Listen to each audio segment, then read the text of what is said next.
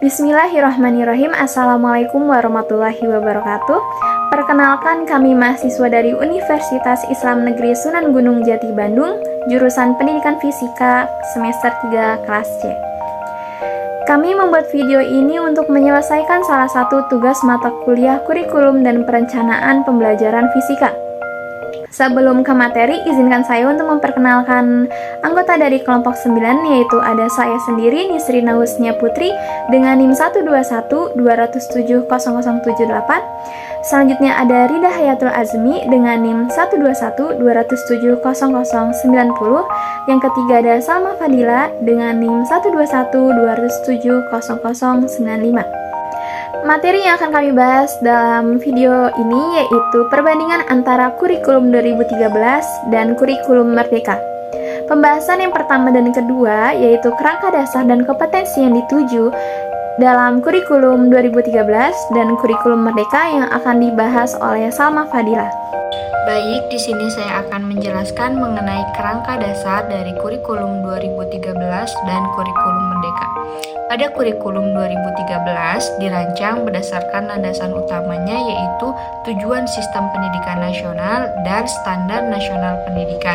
Sedangkan pada kurikulum Merdeka ditambahkan dengan pengembangan profil pelajar Pancasila pada peserta didik. Jadi landasan utama pada kurikulum Merdeka yaitu ada tujuan sistem pendidikan nasional, standar nasional pendidikan, dan pengembangan profil pelajar Pancasila pada peserta didik. Selanjutnya yaitu kompetensi yang dituju.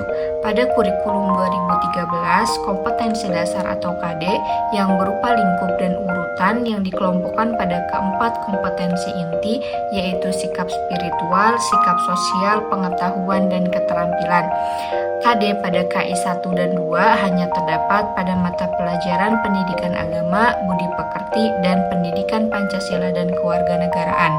Sedangkan pada kurikulum Merdeka, jenjang SD, SMP, SMA, SMK atau sederajat, capaian pembelajaran dinyatakan dalam paragraf yang merangkaikan pengetahuan, sikap, dan keterampilan untuk mencapai, menguatkan, dan meningkatkan kompetensi. Selanjutnya ada struktur kurikulum yang akan dibahas oleh saya sendiri.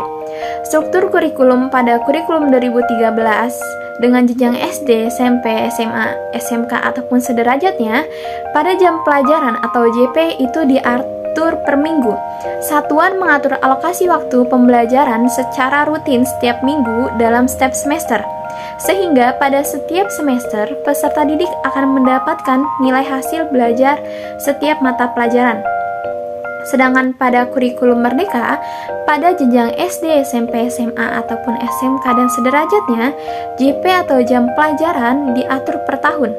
Satuan pendidikan dapat mengatur alokasi waktu pembelajaran secara fleksibel untuk pencapaian JP yang telah ditetapkan.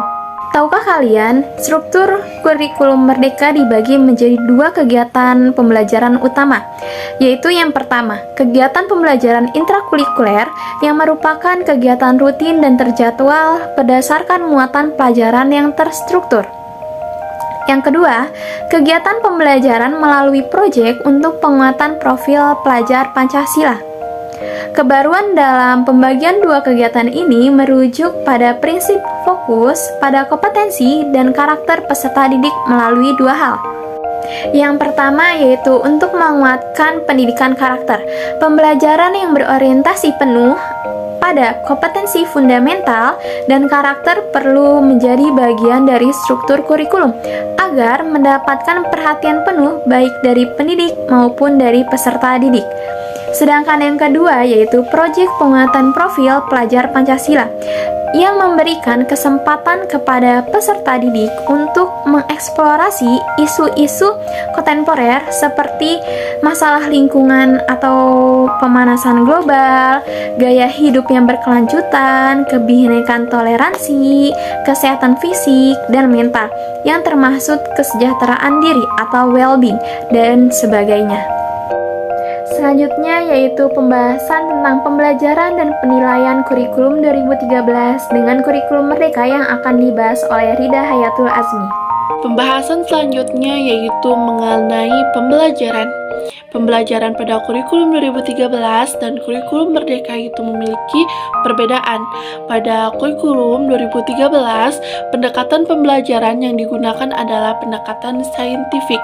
Sedangkan pada kurikulum Merdeka pada jenjang SD, SMP, SMA, SMK, yaitu yang pertama menggunakan penguatan pembelajaran terdiferensiasi sesuai tahapan capaian peserta didik, dan yang kedua yaitu paduan antara pembelajaran intrakurikuler sekitar 70-80% dari jam pembelajaran, dan kokurikuler melalui proyek penguatan profil pembelajaran Pancasila sekitar 20-30 jam pembelajaran.